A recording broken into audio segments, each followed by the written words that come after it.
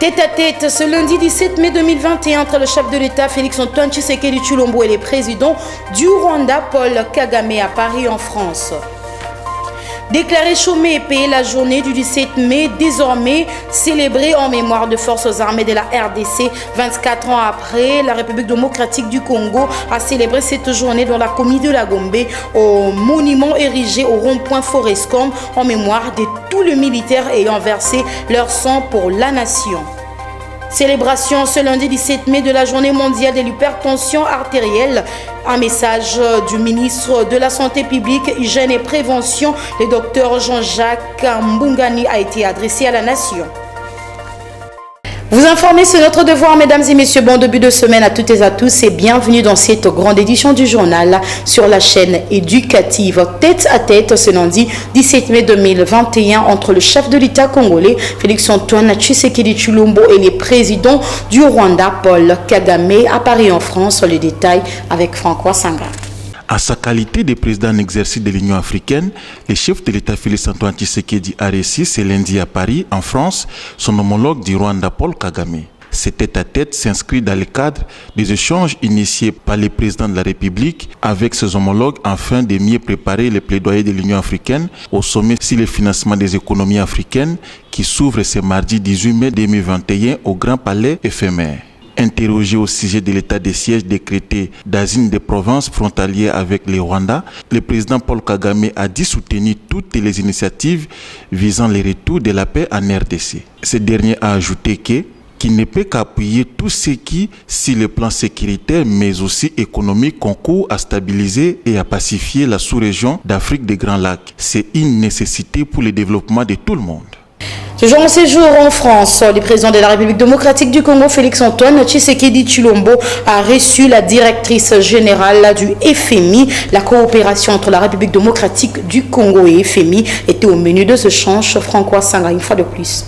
En marge de sa participation au sommet de Paris qui s'ouvre ce mardi 18 mai sur le financement des économies africaines, le chef de l'État Félix-Antoine Tshisekedi a reçu la directrice générale du Fonds monétaire international, Madame Georgieva. Les échanges entre les deux personnalités ont porté sur la coopération entre la RDC et le FMI. Le FMI avait pris l'engagement d'apporter un soutien financier de l'ordre de 1,5 milliard de dollars américains dans le cadre de son programme triennal et une autre enveloppe supplémentaire dans le cadre de la nouvelle allocation des droits de tirage spéciaux en discussion au G20. Pour cette troisième rencontre de la série avec la directrice générale du FMI, le président de la République était entouré, entre autres, du ministre des Finances Nicolas Kazadi, de son directeur de cabinet adjoint André Wameso, ainsi que d'autres proches collaborateurs.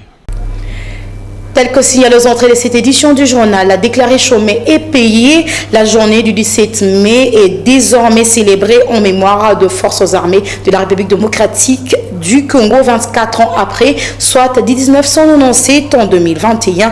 La RDC a célébré cette journée dans la commune de la Gombe au monument érigé au rond-point Forescom en l'honneur de tous les militaires ayant versé leur sang pour la nation.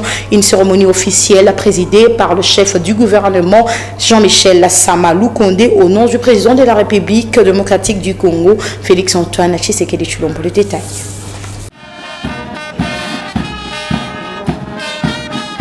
Anciennement célébré comme fête de la libération en référence à l'entrée à Kinshasa de l'Alliance de forces démocratiques pour la libération du Congo, AFDEL, coalition qui avait fait chuter le maréchal Mobutu, les Congolais célèbrent désormais chaque 17 mai, journée dédiée aux forces armées de la République et FARDC. Au cours de la cérémonie officielle qui a eu lieu ce lundi 17 mai au rond-point Forescom à Gombe, en présence du Premier ministre, membres du gouvernement ainsi que les autorités militaires de FARDC et de la police nationale congolaise, le chef d'état-major général rassure son dévouement pour préserver la paix au pays et particulièrement à l'est de la République. Célestin Mbala remercie le chef de l'État de ne ménager aucun effort dans ces secteurs et rend les vibrants hommages au commandant suprême de forces armées de la République. C'est un grand honneur pour moi de prendre la parole en cette journée particulière dédiée aux forces armées de la République démocratique du Congo. Une journée à l'issue de laquelle je ne peux omettre de saluer chaleureusement votre présence devant le mémorial monument du soldat congolais et profiter de l'occasion pour vous adresser, au nom de tous les membres des forces armées de la République démocratique du Congo et aux miens propres, les remerciements les plus sincères pour avoir bien voulu inscrire la sécurité comme première priorité de votre action gouvernementale et vous associer aux forces armées de la République démocratique du Congo pour commémorer la journée du 17 mai, et ce, malgré vos multiples occupations. Prenant la parole, Jean-Michel Sama Lukonde, Premier ministre, a, au nom du président de la République, rassuré de son côté aux forces armées de ne ménager aucun effort pour améliorer les conditions de vie de ces derniers. Le chef du gouvernement a par la même occasion précisé que le moment est venu pour son gouvernement de gagner la paix et de restaurer la sécurité de l'État dans la partie est de la République. Pour rappel, le 17 mai 1997, les soldats de l'AFDEL faisaient leur entrée triomphale à Kinshasa après 7 mois de guerre dans la partie l'Est de la République. Cet événement mettait ainsi fin à 32 ans de règne du maréchal Mobutu. Laurent Désiré Kabila devenait donc président de la République. Il sera assassiné le 16 janvier 2001 dans son bureau à Kinshasa. Son fils Joseph Kabila Kabange, qui lui a succédé à partir du 26 janvier 2001, restera au pouvoir jusqu'au 24 janvier 2019, date d'installation du président Félix-Antoine Tshisekedi Tshilombo. Célébration ce lundi 17 mai 2021 de la journée mondiale de l'hypertension artérielle. Suivez le message du ministre de la Santé publique, Hygiène et Prévention, le docteur Jean-Jacques Bongani, adressé à la nation. Chers compatriotes, la communauté universelle célèbre le 17 mai de chaque année la journée mondiale de l'hypertension artérielle, instituée depuis 2005 par la Ligue mondiale contre l'hypertension artérielle. Cette maladie est le plus puissant facteur de risque des maladies cardiovasculaires et le principal pourvoyeur des accidents vasculaires cérébraux, de plusieurs atteintes cardiaques, notamment les cardiopathies ischémiques, l'insuffisance cardiaque ainsi que l'insuffisance rénale. À l'échelle mondiale, environ 1 adulte sur 3 est porteur de l'hypertension artérielle, ce qui représente environ 1 milliard d'hypertendus sur notre planète. En République démocratique du Congo, notre pays, la prévalence de l'hypertension artérielle à l'échelle nationale se situe entre 25 et 40%, sur base des enquêtes réalisées dans certaines provinces. Elle constitue ainsi, avec l'ensemble des maladies cardiovasculaires, un grand problème de santé publique dans notre pays.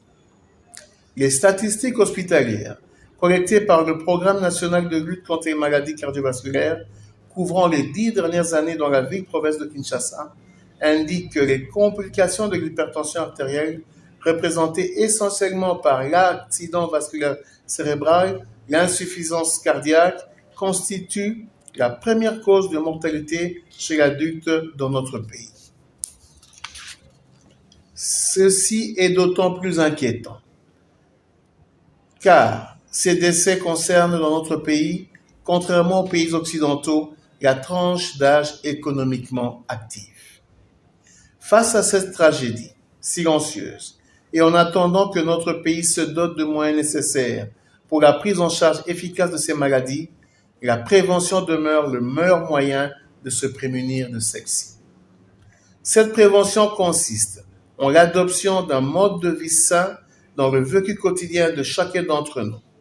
Il s'agit en l'occurrence de pratiquer une activité physique régulière, de manger moins salé, moins sucré et moins gras, de modérer la consommation d'alcool et de s'abstenir de fumer.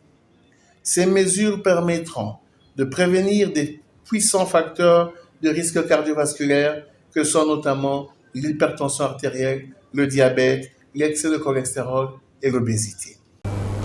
Tout à fait autre chose à présent dans les cadres de sensibilisation à l'adhésion massive aux partis politiques. Mouvement de solidarité pour le changement. Le week-end dernier, le conseiller du président national de ce parti, Pichu Bidingui, a poursuivi sa tournée politique dans les communes de Massina et Lancélé. Un reportage de Naomi Katakou et Frédéric Kotama.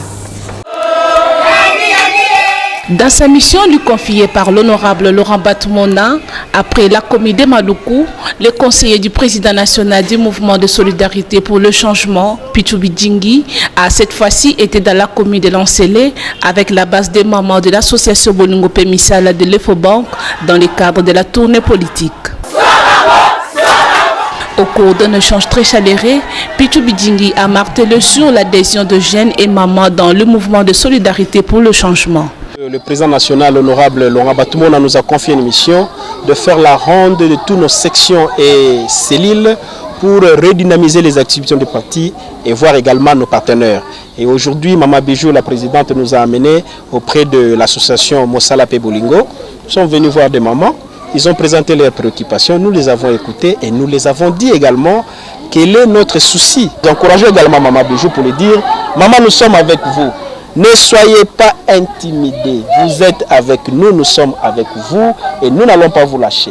Contente de la visite du conseiller du président national du mouvement de solidarité pour le changement, les mamans de l'association Bolingo Pemisala ont manifesté leur joie. Na sepeli makasi po tokotsaki audience na biso et papa Laurent Batumona atindela biso bakambi na biso bakoya kotambwisa biso na seli na biso ya Bolingo Pemisala. Tomoni pe papa baye to sepeli makasi en tout cas loba na biso za kaka tozotambola nsima papa Laurent Batumona toza na nsima na ye tokotika ete na 2023 elongo na papa Batumona Zambe kaka ingeta. La tournée s'est poursuivie à Massina avec la base de Mapelaray, toujours dans la même idéologie de sensibiliser et de faire appel à la base de Mapelaray à une adhésion massive du parti MC avec objectif d'être la deuxième force parti politique aux élections de 2023. Nous sommes en train de procéder à l'implantation du parti partout à travers la République. Nous pensons qu'en 2023, nous serons la deuxième force politique de la République démocratique du Congo. Et nous croyons à ça, ça va arriver. Et aujourd'hui, nous sommes à Mapela, cellule Mapela. Nous avons été accueillis par la cellule MC Mapela. Et l'espace nous a été donné par le CK, notre église CK, dont vous voyez les responsables sont là. Et nous disons que nous, MC, nous pactons avec CK, nous sommes avec eux. Ils ont présenté leurs difficultés. Les difficultés qui sont en train de rencontrer pour le développement de CK. Nous allons faire part à l'honorable président et nous ne manquerons pas non plus à venir en aide au projet qui nous a été présenté par CK. Rappelons que cette tournée va se poursuivre dans différentes cellules de la Tchangou et qui entre dans le programme de plantation du parti MC dans le district de la Tchangou.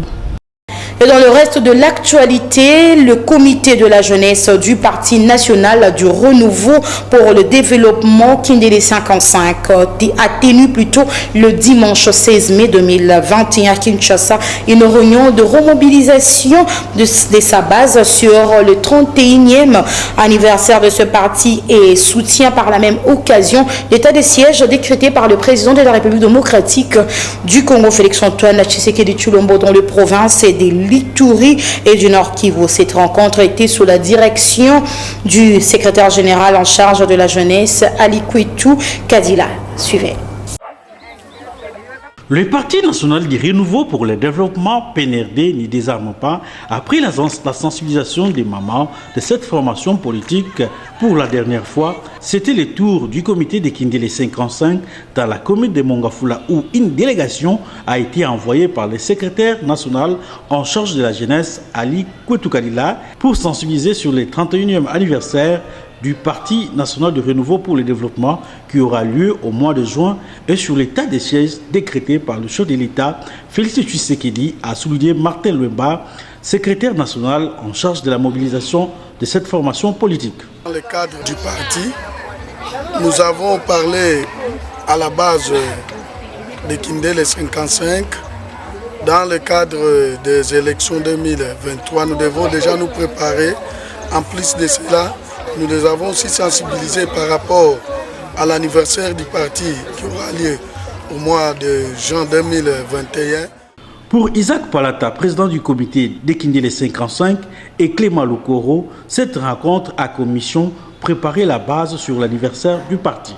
L'objectif de cette rencontre, c'est de préparer ma base concernant l'anniversaire du parti, du PNRD, Parti national, du Renouveau pour le développement et du professeur ministre honoraire de l'éducation nationale, Koutoumi Sabé-Kyota. Nous sommes venus sensibiliser la base. Nous sommes venus réveiller notre base par rapport aux idéaux du parti et informer la base à se tenir prêt pour l'anniversaire du parti qui se prépare, qui aura lieu le mois prochain. Et parce que notre parti est en train de soutenir les chefs de l'État et derrière les visions chefs d'État de l'Union sacrée, nous sommes d'avis, nous sommes ensemble avec l'ordonnance portant nomination et mettant en place l'état de siège à l'est de la RDC. Alors nous sensibilisons la base parce que nous avons tous appris qu'il y a une équipe qui est en train de diaboliser la population, qui est en train de contredire, comme le chef d'État l'a dit, il y a les bandoki qui sont en train de diaboliser la population. Alors nous, en tant que PNRD, parti cher responsable du professeur Koutoumi Sabé-Kyota, soutenant la vision du chef de l'État, nous sommes venus sensibiliser et mobiliser notre cellule de base de Kindé 55. Les militants et militantes de cette formation politique ont bien reçu le message et se disent prêts à célébrer l'anniversaire du parti. Par l'éducation dans cette édition du journal, l'ambassadrice de l'UNICEF, Céline Banza, a sensibilisé les élèves des 15 villages situés près de 60 km d'Écolosie dans la province du Lualaba sur les désavantages de mariage précoce dans ces coins du pays. Reportage de Copain Koutoumissa. Parmi les violences basées sur le genre, le mariage précoce, une réalité dans la province du Lualaba perçue comme normale alors qu'elle constitue une violation des droits de l'enfant. À Kanzenze, nous sommes à près de 60 km de la ville de Kolosi. Les élèves réunis à l'Institut Ouzima ont débattu de la question autour d'un forum animé par Sylvie Sona de la communication UNICEF et Céline Banza, ambassadrice de l'UNICEF pour les droits des enfants. À travers son expérience personnelle, l'artiste a su réveiller la conscience de ses enfants sur cette problématique qui les expose à plusieurs activités dangereuses qu'elles exercent parfois pour leur survie, alors qu'elles devraient d'abord se concentrer sur leurs études. Il faut étudier quelles que soient les conséquences de la vie. Il ne faut pas se marier à l'âge de 14 ans parce qu'à l'âge de 14 ans, tu n'es pas encore mature. La vie est dure pour la jeune fille. Et puis si toi, la jeune fille, tu t'es mariée peut-être à l'âge de 14 ans. Même tous tes enfants se marieront toujours à l'âge de 14 ans. Pour éviter la souffrance, pour éviter les mariages précoces, il faut se scolariser. Même si tes parents veulent qu'on te marie, si c'est à 17 ans, il faut dénoncer ça à l'État. La justice est là pour l'aider. Les échanges entre l'ambassadrice Céline Banza et les enfants de Kanzenze ont permis à ces élèves de comprendre que le mariage précoce va non seulement à l'encontre des lois, mais entrave leur autonomisation. Bien avant, une autre ambassadrice de l'UNICEF dans les Hauts-Katanga et Lualaba, Naxigel, a donné des messages aux femmes de Kanzenze mobilisées pour la circonstance à travers ses chansons qui interpellent et incitent ces dernières à la prise de décisions pour combattre la stigmatisation et la discrimination à l'égard de la femme. Bendele Koyate, le président de la Chambre basse du Parlement congolais, Christophe Mbosso Kodia, appelle à tous les Congolais à soutenir les forces armées de la République démocratique du Congo. Suivez son message.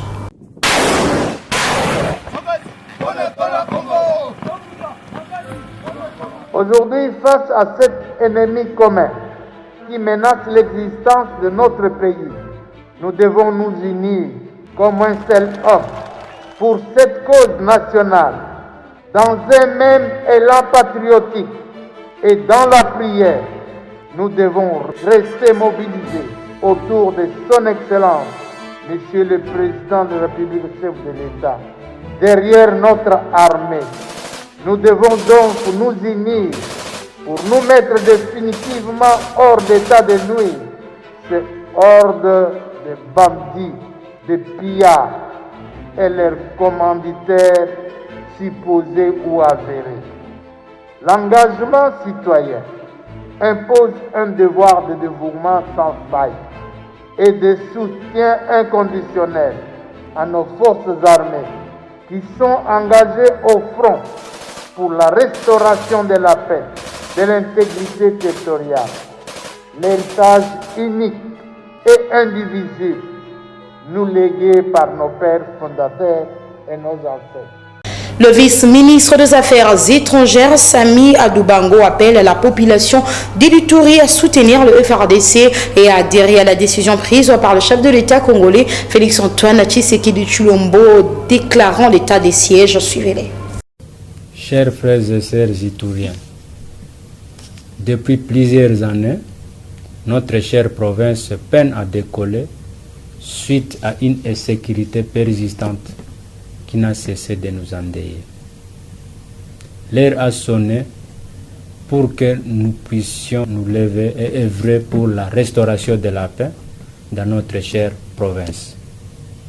Soutenons nos forces armées de la République et appuyons la mesure prise par le chef de l'État, commandant suprême concernant l'état de siège à Ituri ainsi que dans la province du Nord Kivu.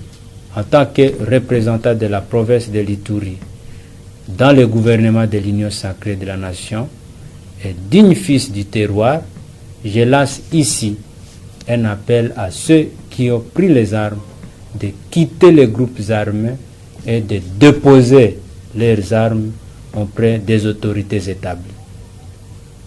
Que personne ne vous trompe, on ne défie pas l'État.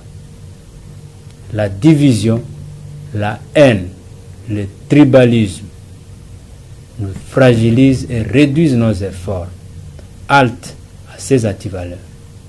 L'Ituri reste notre patrimoine commun que nous devons absolument protéger contre les ennemis. Dois-je vous rappeler que le sang qui coule dans nos veines est un sang iturien qui nous impose l'unité légendaire. Lèvons-nous comme un seul homme et agissons tous ensemble en faveur de la paix, condition sine qua non pour l'émergence de notre cher Ituri et de toute la partie est de la RDC. C'est pour moi ici l'occasion de remercier une fois de plus le chef de l'État, son Excellence Félix-Antoine Tshisekedi Tshilombo, de la confiance placée à ma modeste personne en m'élevant au rang du vice-ministre des Affaires étrangères, au sein du gouvernement de l'Union sacrée. L'état des sièges dans la province du Nord Kivu, le gouverneur militaire et toute son équipe étaient à Massissi. Reportage. Ils sont tous députés provinciaux et ont chacun désormais un rôle capital à jouer dans leurs communautés respectives durant la période de l'état des sièges pour la stabilité de la province du Nord Kivu. Lors de ses premiers face-à-face, au nom de la paix, le gouverneur militaire, le lieutenant-général Constant Ndima et son adjoint, le commissaire divisionnaire Romy Ekouka, ont invité les élus provinciaux à adhérer à la vision du chef de l'État, celle de pacifier cette province.